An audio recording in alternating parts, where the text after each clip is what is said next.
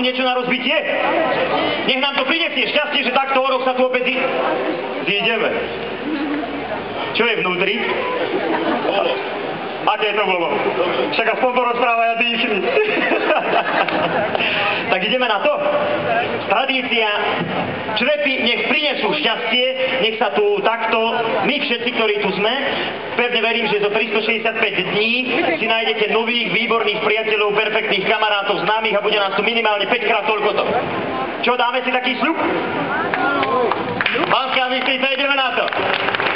Ďakujem, takže tak ako je tradičné a zvykom, i keď veľmi nerád rozbijem tento krásny čbán, lebo je naozaj krásny, ja ešte dokonca aj prečítam od koho je, nie je to nekalá reklama, že práve od mňa, ale ja si myslím, že môžeme. Je to čbán od pána Tatarčíka Hrnčiara. Takže ho rozbijeme a podľa tradície, kto si tento črep zdvihne, tak sa sem o rok vráti. Takže ak dovolíte, musí to hodiť sem, lebo toto sú samé plasty, to by sa asi nerozbil a poviete, že nemám silu. Takže radšej to hodím sem na zem, dobre? Takže spoločne do budúceho roku.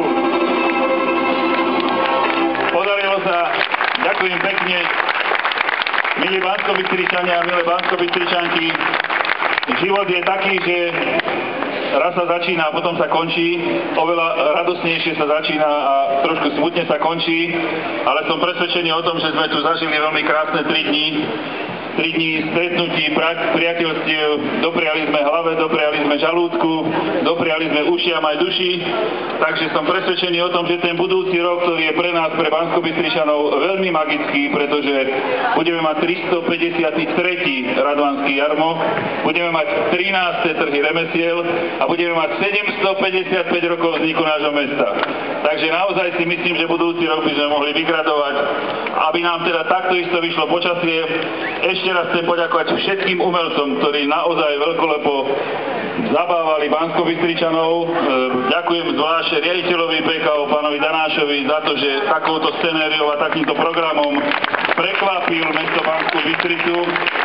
Robil to prvýkrát, takže som presvedčený, že na budúci rok to bude ešte lepšie, ešte krajšie a budeme sa všetci na tieto dni tešiť. Takže ak dovolíte, veľmi nerád, ale oficiálne končím Banskobystrické dni mesta, končím 352. Radvanský jarmok a končím 12. trhy remesiel. Ešte raz všetkým veľmi pekne ďakujem a teraz má slovo primáš.